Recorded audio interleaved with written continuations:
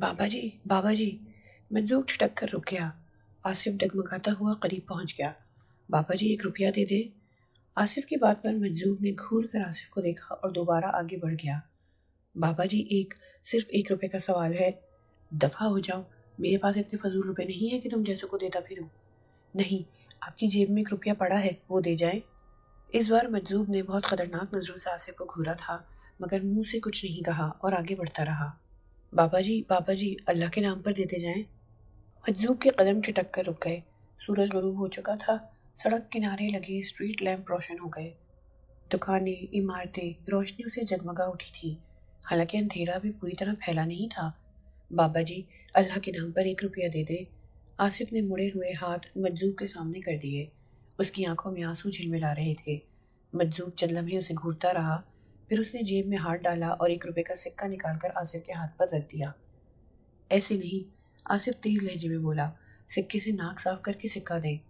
मजजूब के चेहरे पर नागवारी और नापसंदीदगी के तासुरात उभरे और वो आगे बढ़ गया। बाबा जी जा, अब चला जा। मजजूब ने उसकी तरफ देखे बगैर कहा। बाबा जी इस सिक्के से नाक साफ कर ले। हम तुझे कह रहे हैं, वापस लौट जा। मजजूब का लहजा सख्त हो गया। बाबा जी खुदा के वास्ते। यकायक मजजूब के कदम रुक गए। उसने सुलगती हुई नजरों से आसिफ की तरफ देखा तो आसिफ ने जल्दी से सिक्के वाला हाथ आगे कर दिया। मजजूब ने इसकी मुड़ी हुई उंगलियों के नीचे से सिक्का निकाला और जेब में डाल लिया। तू अंधा है, नाशुक्रा है, जा अब दफा हो जा, जाकर खुद ही भुगत। मजजूब ने तुर्श लहजे में कहा और आगे बढ़ गया। आसिफ का कलेजा दहल गया। बाबा जी खुदा के वास्ते, खुदा के वास्ते। आसिफ की आवाज़ रुंध गई। उसने झुककर मजजूब की दाएं टांग थाम ली। नाक साफ करने की हमें इजाज़त नहीं, टांग छोड़ हमारी। नहीं, जब तक आप मेरी बात नहीं मानोगे मैं टांग नहीं छोड़ूंगा।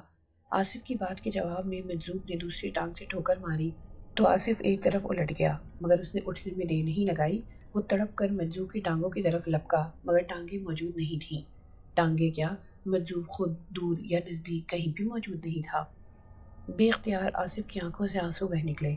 शायद अब बाकी की ज़िंदगी मुझे ज़ख्मों का लिबास पहने गुजारना पड़ेगी, उसने सोचा और एक उल्क अंगेज आह भर कर रह गया।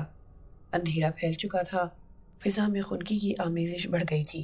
हल्की हल्की चलने वाली सर्द हवा जख्मों पर तेजाब फूकती हुई गुजर रही थी। भूख के मारे इसकी हालत खराब थी। आंतों में गिरही पड़ गई थी। सर्दी बदन में सुराख किए दे रही थी। आसिफ परेशान नजरों से इधर उधर देखने लगा। इसकी आंखें कोई ऐसी जगह, कोई ऐसा कोना खुदरा तलाश कर रही थी जहां घुसकर दुबक कर रात के बर्फीले हाथों से सुबह तो खुद को बचाकर रखा जा सकता। मगर जिस जगह वो मौजूद था वहां उसके अतराफ में रात गुजारने के लिए कोई जगह मौजूद नहीं थी। आसिफ उठा और एक तरफ को बढ़ गया। जिस तरफ वो जा रहा था उधर थोड़ा आगे जाकर ये सड़क दाईं तरफ को घूम जाती थी। टर्न के बाद जो सड़क शुरू होती थी वो जैसे जैसे आगे बढ़ती वैसे वैसे उसके अतराफ की रौनक दम तोड़ती जाती। इधर ज्यादातर मोटर वर्कशॉप्स थी या फिर दफातरी इमारतें। आसिफ उस सड़क पर चलता रहा, यहाँ तक कि सारे शोर शराबे बहुत पीछे रह गए।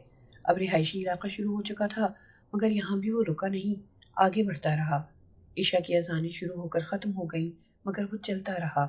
शायद इसलिए कि चलते रहने से सर्दी का एहसास कदरे कम होता था। यहाँ तक कि चलते चलते वो एक कब्रिस्तान में पहुँच गया। फिजा पर एक सुकूत सतारी था। किसी किस्म की कोई आवाज़ नहीं थी, बस गहरी खामोशी और सन्नाटा। आसिफ कब्रिस्तान में आगे बढ़ने लगा। चांद की मध्यम रोशनी में कब्रों के सिरहाने लगे कतबे यूं मालूम होते थे जैसे कब्रों में से मुर्दे सर निकाले बाहर झांक रहे हों। आसिफ चलते हुए कब्रिस्तान के वस्त में लगे बरगद के दरख्त के नीचे पहुंच गया। यहाँ एक तरफ एक कब्र के गिर्द पुख्ता चार दीवारी सी की गई थी। कब्र के साथ ही दाएं तरफ बरगद के दरख्त का चौड़ा तना था। दरख्त इतना घना था कि फिजा से गिरने वाली कोहर नीचे नहीं पहुंच सकती थी। फिर एक तरफ पुख्ता कब्र की चार दीवारी और दूसरी सिमत दरख्त का तना। आसिफ को यही जगह सबसे ज्यादा मौजू लगी और वो दरख्त के तने और कब्र की चार दीवारी की ओट लिए सिमट कर बैठ गया। यहाँ सर्दी भी नहीं लग रही थी और घने दरख्त के बाइस सर्दी की शिद्दत भी कदरे कम हो गई थी। मगर सुकून की सांसें तो इसके नसीब से वैसे ही खत्म कर दी गई थी। लाख ओट सही, था तो वो खुली जगह पर। किसी कोठी किसी बंगले के हॉट रूम में तो नहीं बैठा था कि सर्दियों के मौसम होने के बावजूद सुकून से बैठा रहता। और फिर इसकी सांसों में तो जहन्नुम की मसमूम हवा खुली हुई थी जिसने इसके पूरे वजूद को घुला डाला था। जहन्नुमी चूटियों ने इसके रेशे रेशे में अपने जहरीले दांत चुभो रखे थे। खारिश की अजियत ने इसकी रगों में पारा सा भर दिया था। اس کے وجود پر تھر تھراہٹ سی مسلط تھی۔ کبھی وہ ٹانگیں جھٹکتا، کبھی بازو، اور کبھی اپنے دھڑ کو جھٹکنے لگتا، گویا وہ خارش کے کیڑوں کو اپنے بدن سے جھاڑ رہا ہو۔ کبھی کبھی ہاتھ بے اختیار ہو کر بالکل اضطراری طور پر خارش والے مقام کو چھو جاتے تو پورے بدن میں گویا آہنی کانٹے دار زنجیر سی تڑپ اٹھتی۔ ایسے میں ہزار ضبط کے باوجود بھی اس کے حلق سے سسکاریاں اور کراہیں امڑ پڑتی۔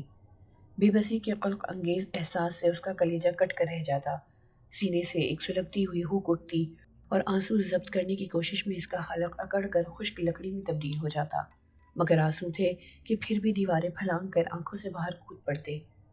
آصف اپنی جگہ بیٹھا سپٹتا سکڑتا رہا، دل دکھتا رہا، آنسو بہتے رہے اور رات دبے پاؤں گزرتی رہی۔ چاند آہستہ آہستہ بلند ہوتا رہا اور اپنے پورے عروج پر پہنچ کر دوبارہ پستیوں کی سمت اتر آیا۔ اچانک آصف کو یوں محسوس ہوا جیسے کہیں کوئی آہٹ ہوئی ہو۔ وہ چونک پڑا، ہلکی ہلکی کڑک تڑک کی آوازیں بلند ہو رہی تھیں۔ آصف کے کان کھڑے ہو گئے۔ پہلے وہ اپنے اس احساس کو محض وہم سمجھا تھا، مگر یہ اس کا وہم نہیں تھا۔ آوازیں آہستہ آہستہ بلند اور واضح ہوتی جا رہی تھیں۔ کہیں کچھ ٹوٹ رہا تھا، تڑک رہا تھا۔ چاند کی مدھم روشنی میں اس کی نظر اپنے سے 4 قدم کے فاصلے پر موجود اس پختہ قبر پر پڑی جس پر چونا پھرا ہوا تھا، اور جو منظر اس کی بصارت اس کی آنکھوں کے حوالے کر رہی تھی۔ آنکھیں اس کو قبول نہ کرنے کی کوشش میں اپنی جگہ پھیلتی چلی گئیں اور اس کی عقل خوف سے سہم کر کھوپڑی کے کونے میں دبک کر بیٹھ گئی۔ لاشعور چوکنا ہو بیٹھا اور اس کے اندر سے چھٹی حس نے خطرے کے الارم بجا دیے۔ پختہ قبر میں تڑک کی آواز کے ساتھ نمودار ہوتی دراڑیں بالکل واضح طور پر دکھائی دے رہی تھیں۔ سیمنٹ کے پتھر اکھڑ اکھڑ کر نیچے گر رہے تھے، یوں لگتا تھا جیسے قبر کے اندر موجود مردے کا دم گھٹنے لگا ہو اور وہ کھلی ہوا میں سانس لینے کے لیے قبر پھاڑ کر باہر آنا چاہتا ہو۔ آصف کا سارا وجود سراپا آنکھ بن چکا تھا اور فرتے خوف سے اس کی آنکھ کی پتلیاں دھڑکنے لگی تھیں۔ ایک ایک کر کے پتھر گرنے لگے۔ کوئی نادیدہ طاقت قبر کو بڑی مہارت اور تکنیک کے ساتھ کھول رہی تھی۔ چند ہی لمحوں میں قبر کا منہ کھلا ہو گیا، پتھر اکھڑ گئے، تڑک تڑک کی آوازیں فضا میں تحلیل ہو گئیں۔ ایک دفعہ پھر گہری خاموشی چھا گئی۔ آصف کا دل پوری شدت سے دھڑک اٹھا اور اس کی آنکھیں قبر سے چپکی ہوئی تھیں کہ اب مردہ باہر نکلا۔ فضا میں کچھ سرسراہٹ سی ہوئی، قبر میں سے بھی کچھ عجیب سی آوازیں بلند ہوئی اور پھر اس قبر سے ایک انسانی وجود باہر نکل آیا۔ قبر سے نکلنے والا آصف ہی کو گھور رہا تھا اور آصف یک ٹک اسے دیکھ رہا تھا۔ اس کے سامنے ہری آنند کھڑا تھا۔ کہو مکر کنڈلی، کیسے مزاج ہیں؟ ہری آنند چلتا ہوا اس کے سامنے آ بیٹھا۔ آصف کو اس کے ہونٹوں پر مچلتی مسکراہٹ سے سخت گھن آئی۔ اس نے رخ پھیر لیا۔ بہت کپت ہو کیا ہم سے؟ مجھے تمہاری قبیح صورت اور مکروہ آواز بالکل پسند نہیں، آصف سخت ناگوار لہجے میں بولا۔ ارے وہ تو خود ہم کو بھی پسند نہیں۔ خیر ان باتوں کو چھوڑ، یہ بتا اب تیرے کیا وچار ہیں؟ کس بارے میں؟ دیکھ ہماری بات مان لے، کاہے کو خود کو آپتی میں ڈالتا ہے؟ ہم سے بھی تیری یہ حالت دیکھی نے جاوے ہے۔ ہماری بات مان، ہمارا کام کر دے، اس کنیا کی زبان لا دے ہمارے کو، ابھی کے ابھی ہم تجھے اس اذیت سے مکت کر دیں گے۔ اتنا کچھ دان کریں گے تجھ کو کہ تو سوچ بھی نہیں سکتا۔ میری سوچ سے زیادہ تو مجھے دان کر سکتا ہے ہری آنند، تو اس کنیا کی زبان خود کیوں نہیں حاصل کر لیتا؟ آصف کا لہجہ طنز کے زہر میں ڈوبا ہوا تھا۔ آصف کی بات سن کر ہری آنند کے چہرے پر شدید بیزاری اور جھنجھلاہٹ کے تاثرات ابھر آئے۔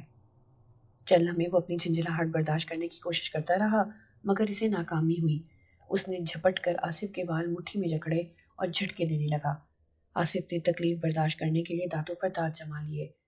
ہری آنند نے چند ایک بار آصف کا سر درخت کے تنے سے ٹکرایا، پھر ایک جھٹکا دے کر اس کے بال چھوڑ دیے۔ آصف جھٹکے کی شدت سے پہلو کے بل گرا اور ہاتھ کے سہارے سے دوبارہ اٹھنے کی کوشش کرنے لگا۔ مورکھ، ہمارے کرنے کا کام ہوتا یہ تو ہم تجھ سے مگج کھوری کاہے کو کرتا؟ بتایا نہیں تھا کیا تجھے کہ یہ تیرے کرنے کا کام ہے؟ تو وہ مکر کنڈلی ہے جو تارا ترو کی گھڑی میں اس دھرتی پر آیا تھا، اور ایسا مکرنی 1 صدی ماہی پیدا ہوئے ہے، اور اس کنیا کے بطن میں تیرا نطفہ سانس لے رہا ہے۔ اسے تو ہی قتل کرے گا اور تو ہی اس کی زبان کاٹ کر لاوے گا۔ ہری آنند کی بانچھوں سے دھوپ بہنے لگا۔ میں ایسا کچھ نہیں کروں گا ہری آنند، پہلے ہی ایک گناہ کی سزا بھگت رہا ہوں، دوسرا گناہ نہیں کروں گا میں، چاہے کچھ بھی ہو جائے۔ آصف نے مضبوط لہجے میں جواب دیا۔ تو پھر مربھت، ہم بھی دیکھتے ہیں کہ تو کب تک ہماری بات نہیں مانتا، ہری آنند نے غصیلے لہجے میں کہا۔ اور مٹی کی مٹھی اٹھا کر آصف پر پھینک دی۔ بے اختیار اس نے آنکھیں بند کر لیں۔ مٹی کیا، ہری آنند نے گویا دہکتے ہوئے انگارے اس پر اچھال دیے تھے۔ اس کا سارا وجود سلگ اٹھا، حلق سے چیخیں ابل پڑیں۔ رات اپنی آخری سانسیں گن رہی تھی کہ آصف کی دلدوز کربناک چیخوں نے اس پر نزا کا عالم طاری کر دیا۔ ہری آنند اٹھ کر دوبارہ قبر میں اتر گیا۔ آصف تڑپتا رہا، چیختا رہا، زمین پر پلٹیاں کھاتا رہا اور آخر کار بے ہوش ہو گیا۔ اندھیرا چھٹنے لگا تھا، روشنی نے تاریکی کا گریبان چاک کر کے رکھ ڈالا۔ صبح کا سفید دھلا دھلا چہرہ اجاگر ہو گیا۔ آصف ایک طویل بے ہوشی کے بعد جب دوبارہ ہوش آیا، اس وقت سورج کافی بلندی تک پہنچ چکا تھا۔ ہر منظر چمک رہا تھا۔ درختوں پر جمی ہوئی کوہر کو سورج کی حرارت آگی انگلیوں نے کھرچ ڈالا تھا۔ آصف جلدی سے اٹھ بیٹھا۔ رات جس قبر سے ہری آنند نکلا تھا، اب وہ قبر اپنی اصلی حالت میں تھی، سالم اور ثابت۔ ہر طرف کچی پکی قبریں پھیلی ہوئی تھیں، دور یا نزدیک کہیں کوئی انسانی وجود دکھائی نہیں دے رہا تھا۔ اچانک شریانوں میں برف جما دینے والے ایک احساس نے آصف کے حواسوں پر کپ کپی سی طاری کر دی۔ اسے اپنے بدن کی غلیظ زمین پر گدگداتی ہوئی سرسراہٹ کے وجود کا احساس ہوا تھا۔ اس نے چونک کر اپنے بدن پر نظر دوڑائی تو روح میں گویا لا تعداد شگاف پڑتے چلے گئے۔ اس کے پورے وجود میں چھوٹے چھوٹے چاولوں کے سائز کے سفید کیڑے رینگ رہے تھے۔ زخموں میں گدگداہٹ آمیز کھجلی سانس لے رہی تھی۔ وہ بے اختیار ان کیڑوں کو جھٹکنے لگا۔ وہ تو اس کی کھال اس کے زخموں سے ابلے پڑ رہے تھے۔ غم و اندوہ سے اس کے خون کی گردش تھمنے لگی۔ حلق میں گولا سا پھنس گیا۔ یا الہی مجھے بخش دے، کب تک مجھے گناہ کا کفارہ اس اذیت کی صورت میں ادا کرنا ہوگا؟ کب تک؟ تھک گیا ہوں میرے پروردگار، تھک گیا ہوں۔ اتنی طویل مسافت پر نہ ڈال مجھے کہ میں راستے میں ہی رہ جاؤں۔ اگر محتاج کرنا ہی ہے تو صرف اپنی ذات کا کر، انسانوں کا محتاج نہ کر کہ میں ان سے مدد کی بھیک مانگتا پھروں۔ اپنا محتاج کر، میں صرف تجھ سے ہی رحم اور مدد کی بھیک مانگتا ہوں۔ اے سخیوں کے سخی، تیرا یہ گناہ گار بندہ تجھ سے رحمت اور بخشش کی بھیک مانگتا ہے۔ میرے دل کا برتن بھر دے، مجھے بخش دے۔ الہی مجھے معاف فرما، مجھے معاف فرما۔ آصف کی آواز رند گئی، آنکھوں سے آنسو بہہ نکلے اور وہی سجدے میں گر پڑا۔ عقل کسمسائی تھی، بصیرت اپنی جھکی ہوئی پلکیں اٹھانے لگی تھی۔ تجربہ اور مشاہدہ سوچ اور سمجھ کی گرفت میں آنے لگے تھے، سو وہ بارگاہ الہی میں سجدہ ریز ہو گیا تھا۔ تمام ہمت جواب دے گئی، ضبط کے بندھن ٹوٹ گئے، آنکھوں سے آنسوؤں کا سیلاب بہہ نکلا۔ اس ذات کو وہ آنکھ سب سے زیادہ پسند ہے جو ندامت کے پانی سے تر ہو، اور آصف کی آنکھوں سے تو ندامت کے دریا رواں تھے۔ ذہن میں روشنیاں سی حرکت کرنے لگیں۔ خدا کے حضور گرا تھا، سوچ، توجہ بارگاہ الہی کی جانب مبذول ہوئی تو ہر تکلیف، ہر اذیت کا احساس جاتا رہا۔ اسے کس گناہ کا عذاب بھگتنا پڑ رہا تھا، یہ بات بخوبی اس کی سمجھ میں آ گئی تھی۔ اس کے دماغ میں باواسائی کے الفاظ گونجنے لگے، تمہاری یہ جنگ صرف تمہاری ذات تک محدود نہیں، بلکہ یہ جنگ حق و باطل کی جنگ ہے۔ مشکلیں ضرور ہوں گی مگر گھبرانا نہیں، راستوں میں تاریکیاں بھی آئیں گی مگر ہاتھ سے سچائی اور پاکیزگی کی مشعل نہیں گرنے دینا۔ آصف پر لرزہ سا طاری ہو گیا، جسم میں لہریں سی دوڑ گئیں۔ مشعل گر چکی تھی، وہ مشعل کو سنبھال نہیں پایا تھا، غلطی اس کی اپنی تھی۔ سجدے میں پڑے پڑے اسے بابا ننگ پیرا کی کہی ہوئی باتیں یاد آنے لگی، گویا اسے سب یاد دلایا جا رہا تھا کہ تمہیں تو ہر بات کی پہلے سے آگاہی عطا کر دی گئی تھی، اس کے باوجود تم بہک گئے۔ ابھی اس کے فاقوں کی نوبت تو آئی ہی نہیں، سہنے دو اسے یہ بھوک، اس بھوک کو برداشت کرے گا تو فاقے کاٹنے کے قابل ہوگا۔ سرد ہوائیں چلیں گی، کالی گھٹائیں آئیں گی، مہ برسے گا، ژالہ باری ہوگی، پھر کہیں جا کر دھند پڑے گی، کالی سیاہ دھند۔ جب دھند میں سے کچھ دکھائی نہ دے تب ہمارے پاس لے آنا۔ اس کی آنکھوں میں خاور کی سلائی پھیر دیں گے۔ ایک ایک کر کے تمام باتیں، تمام اشارے اسے یاد آ رہے تھے اور اس کے وجود پر کپ کپی سی طاری ہو گئی تھی۔ بہت دیر تک وہ وہاں سجدے میں پڑا روتا رہا، گڑ گڑاتا رہا اور خدا سے اپنے کیے کی معافی مانگتا رہا۔ پھر جب آنکھیں از خود خشک ہو گئیں تو وہ سجدے سے اٹھا۔ سورج سر پر پہنچ چکا تھا، 2 دن کی بھوک نے معدے کو توڑ مڑوڑ کر رکھ دیا تھا۔ اپنے کلیجے کا ذائقہ اسے حلق میں گھلتا ہوا محسوس ہوا۔ چند لمحے تو وہ سر جھکائے بیٹھا رہا، پھر اٹھ کر قبرستان کی بیرونی سمت کو چل پڑا۔ وجود میں ایک بار پھر زہریلی سوئیاں چبھنے لگیں۔ قبرستان کی حدود سے نکل کر وہ بجز کسی سمت کا تعین کیے بغیر ایک طرف چل پڑا۔ خارش کے نوکیلے پنجوں میں اب بالوں کا اضافہ بھی ہو گیا تھا۔ چھوٹے چھوٹے کیڑوں کی سرسراہٹ نے اذیت و کرب کو دگنا کر دیا تھا۔ وہ وجود کو بل دیتا، سر جھٹکتا آگے بڑھتا رہا۔ کوئی مخصوص منزل تو نہیں تھی، بس قدم خود لیے جا رہے تھے۔ نہ جانے وہ کب تک چلتا رہا اور کتنی دور نکل آیا۔ سورج ڈھلے وہ ایک ایسے چوراہے نما جگہ پر پہنچ گیا جہاں قدرے رونق تھی، عمارتیں تھیں، سڑک پر گاڑیاں، ٹانگے اور رکشے دوڑ رہے تھے، لوگ آ جا رہے تھے۔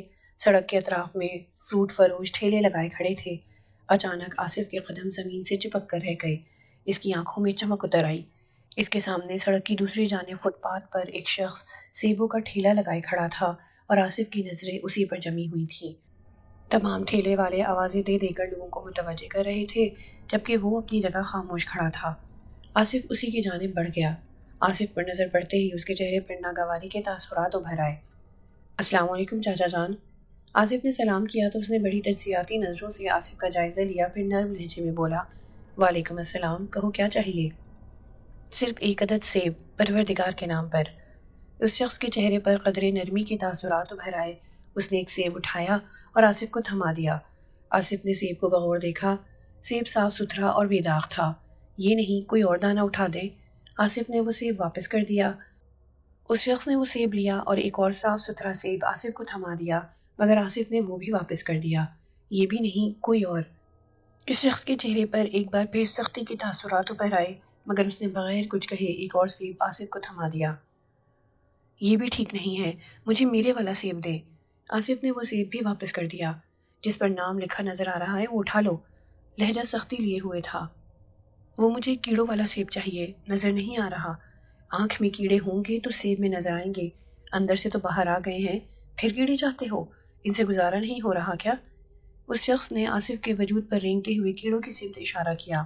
انہی سے تو نجات چاہتا ہوں میں۔ تو یہاں میرے پاس کیا لینے آیا ہے؟ کیڑوں والا سیب۔ جا جا چلا جا، یہاں تیرا کوئی کام نہیں۔ چلا جاؤں گا، بس ایک سیب دے دو۔ یہ سیب تجھے ہضم نہیں ہوں گے، جا چلا جا۔ اس شخص نے آصف کو جھڑک دیا، پھر اس سے پہلے کہ آصف کچھ کہتا، اسے اپنے عقب میں ایک آواز سنائی دی، احمد علی، بچوں کو یوں نہیں جھڑکا کرتے، اور یہ تو پھر صحیح زیادہ ہے، دے دو اسے ایک سیب۔ ساتھ ہی ایک ہاتھ آصف کے کندھے پر آ جما۔ اس نے گردن گھما کر دیکھا تو اچھل پڑا۔ اس کے عقب میں بابا ننگ پیرا جی اپنے مخصوص حلیے میں کھڑے تھے۔ ان کا ہاتھ کندھے پر محسوس کرتے ہی آصف کی وجود میں ٹھنڈک کی لہریں سی اتر گئی۔ بابا جی آپ؟ آصف شدید حیرت میں ڈوب گیا۔ بابا ننگ پیرے نے ہلکے سے اس کا کندھا دبایا اور آنکھوں ہی آنکھوں میں اسے مزید آگے کچھ بولنے سے روک دیا۔ پیر بابا، مجھ تک اجازت نامہ نہیں پہنچا تھا۔ ہم آ گئے ہیں نا؟ جی، جو حکم، احمد علی نے انتہائی نرم لہجے میں کہا اور ایک سیب اٹھا کر آصف کی طرف بڑھا دیا۔ آصف نے خاموشی سے سیب پکڑ لیا۔ کھا لو یہ سیب، بابا جی نے حلیمی سے کہا اور آصف سیب کھانے لگا۔ بابا جی رخ بدلتے ہوئے احمد علی سے مخاطب ہوئے، احمد علی، بچے نادان اور معصوم ہوتے ہیں، غلطیاں کر بیٹھتے ہیں۔ اگر پہلی غلطی پر ہی سختیوں کی انتہا کر دی جائے تو بچے ذہنی طور پر گمراہ بھی ہو جایا کرتے ہیں۔ اتنا کہہ کر بابا جی نے رخ بدل کر آصف کا ہاتھ پکڑا اور بجز کچھ کہے ایک جانب کو چل دیے۔ سیب آصف کے ہاتھ میں تھا اور وہ بابا جی کے ساتھ چلتا ہوا کھاتا جا رہا تھا۔ جیسے جیسے سیب اس کے حلق سے نیچے اتر رہا تھا، اسے اپنے وجود میں توانائی سی بھرتی ہوئی محسوس ہو رہی تھی۔ مڑی توڑی سخت ہڈیاں گویا نرم پڑنے لگی تھی، اندرونی تکلیف دم توڑنے لگی تھی۔ بابا جی کے ساتھ چلتے ہوئے آصف نے پورا سیب کھا لیا۔ ایک عجیب سی فرحت اور لطافت اس کی رگ و پے میں بیدار ہو گئی تھی۔ گنتی کے چند قدم ہی چل کر آصف کو یوں احساس ہوا جیسے وہ میلوں کا سفر طے کر آئے ہوں۔ تمام نقشہ ہی بدلا ہوا تھا۔ وہ خود کو کہیں کا کہیں دیکھ رہا تھا۔ پھر بابا جی اس کا ہاتھ تھامے سڑک کنارے ایک شیف کے قریب رکے تو آصف بری طرح چونک پڑا۔ یہ وہی مجذوب تھا، روپے والا۔ جس جگہ وہ بیٹھا ہوا تھا وہاں سے اس سے 2 قدم دائیں طرف ایک بجلی کا پول تھا، جس کے ارد گرد گندے پھلوں اور گلی سڑی سبزیوں کا ڈھیر لگا ہوا تھا۔ عقب میں ایک نالی تھی جس کا گندا پانی کناروں سے چھلک رہا تھا۔ کچھ فاصلے پر ایک پلاٹ نما جگہ خالی تھی۔ اس پلاٹ میں بھی گندگی کے ڈھیر لگے ہوئے تھے، مگر مجذوب ہر چیز سے بے نیاز سر جھکائے بے حس و حرکت بیٹھا تھا۔ حسن رضا، بابا ننگ پیرے نے اس مجذوب کو مخاطب کیا، مگر اس کی پوزیشن میں کوئی تبدیلی نہیں ہوئی۔ بچے کو تمہارے علاقے میں لے آئے ہیں اور اب تمہارے سپرد کر کے جا رہے ہیں۔ سیاہی 2 ڈالنا اور اسے سخی تک بخیر و عافیت پہنچانا اب تمہاری ذمہ داری ہے، سمجھ رہے ہو نا؟ جواب میں مجذوب نے صرف ہاتھ زمین پر مارا تو بابا ننگ پیرا مطمئن انداز میں آصف کی سمت پلٹے۔ یہاں کے امور سے فراغت پاتے ہی فوراً حسن عبدال سخی پیر کی بیٹھک پر چلے آنا، اور یاد رہے ایک لمحہ بھی فضول کہیں نہ گزارنا۔ جی بہت بہتر، آصف نے سعادت مندی سے کہا۔ بابا جی جانے کے لیے پلٹے ہی تھے کہ آصف کے دل میں نہ جانے کیا آئی کہ وہ بے اختیار بول پڑا، بابا جی ایک بات پوچھوں؟ ہاں کہو۔ بابا جی آصف کی جانب متوجہ ہو گئے۔ آپ کپڑے کیوں نہیں پہنتے؟ ہچکچاہٹ کے باوجود اس نے کہہ دیا، لیکن آئندہ ہی لمحے بابا جی نے جو حرکت کی آصف کو بابا جی سے اس کی توقع نہیں تھی۔ انہوں نے شکری کی طرح جھپٹ کر آصف کی گردن پکڑی اور کھینچ کر بغل میں دبا لی، پھر ایک جھٹکا دے کر اس کا سر اٹھایا اور تیز غصیلے لہجے میں بولے، لے دیکھ۔ آصف کے سامنے سڑک پر بے شمار لوگ آ جا رہے تھے۔ اس سے پہلے بھی انسانوں کی یہ رونق وہ دیکھ چکا تھا، مگر اب کی بار اس کی عقل چکرا کر رہ گئی۔ آنکھیں یوں پھیل گئیں جیسے سب کچھ ایک ساتھ سمٹ کر اس کی آنکھوں میں سما گیا ہو۔ دکانوں میں بیٹھے، سڑک پر آتے جاتے تمام کے تمام انسان ننگے تھے، کیا مرد کیا عورتیں، کسی کے جسم پر کپڑے کا ایک ٹکڑا تک نہیں تھا۔ وہ سب ماتش ذات برہنہ حالت میں تھے، مگر اپنی اپنی جگہ سب یوں مطمئن تھے جیسے انہیں اپنی برہنگی کا ایک ذرا بھی احساس نہ ہو۔ بابا جی نے ایک دھکا دیا اور آصف مجذوب کے قدموں میں جا گرا۔ تکلیف کی اتنی لہریں اس کے وجود میں کسمس آئیں کہ اس کا ریشہ ریشہ جھنجھنا اٹھا۔ کیا ان بے حیاؤں کے درمیان کپڑے پہن کر گھومیں ہم؟ بابا جی نے تیز غصیلے لہجے میں کہا۔ ان کے چہرے کی تپش اور آنکھوں کی سرخی یکلخت ہی انتہائی بڑھ گئی تھی۔ ان ننگوں سے اپنا آپ کیا چھپائیں ہم؟ ان مہنگے مہنگے زرق پر لباسوں سے برہنگی نہیں چھپ جایا کرتی۔ پہلے دل کی برہنگی ختم کرنا پڑتی ہے، پھر آنکھ کو ڈھانپا جاتا ہے، تب جا کر بدن کا ننگا پن جاتا ہے، اور دل کو کپڑے کے ان پارچوں سے نہیں ڈھانپا جا سکتا۔ عبادت کی رضا چاہیے ہوتی ہے، عبادت کے پردے سنبھالنے پڑتے ہیں، بات کرتا ہے کپڑے پہننے کی۔ بابا جی نے آخری الفاظ بڑبڑانے والے انداز میں کہے اور پلٹ کر واپسی کے راستے پر چل پڑے۔ آصف کی حالت متغیر تھی۔ وہ مجذوب کے قدموں میں پڑا ہونقوں کی طرح کبھی دور جاتے ہوئے باب ننگ پیرے کو دیکھنے لگتا اور کبھی آتے جاتے انسانوں کو، مگر اب کوئی بھی بے لباس نہیں تھا، سب کے جسموں پر خوبصورت اور عمدہ سوٹ تھے۔ آصف کی عقل دنگ تھی کہ یا خدا یہ کیا ماجرا ہے، کیا اسرار ہیں یہ سب۔ اچانک مجذوب ہنسنے لگا تو آصف کی توجہ اس مجذوب کی جانب مبذول ہو گئی۔ ارے اندھے، پریشان کیوں ہو رہا ہے؟ ہم نے کہا تو تھا تجھ سے کہ تیری آنکھیں بند ہیں، تجھے حقیقتیں دکھائی نہیں دیں گی، ابھی بہت دیر ہے ابھی، نہ فضول میں اپنے دماغ کا ناس مار، تیری آنکھیں ابھی اس قابل نہیں ہے کہ تو ان رنگوں میں تمیز کر سکے، سمجھ میں نہیں آتا تیرے؟ آپ بالکل درست کہہ رہے ہیں سائیں جی، آصف نے سنجیدگی سے کہا۔ کچھ دیر کو خاموشی رہی، پھر مجذوب بھی پہلے گویا ہوا۔ اب تیرے کیا ارادے ہیں؟ کس بارے میں؟ آگے کیا کرنے کا سوچا ہے؟ آپ جو حکم دیں گے، آصف نے بے چینی سے کسمساتے ہوئے کہا۔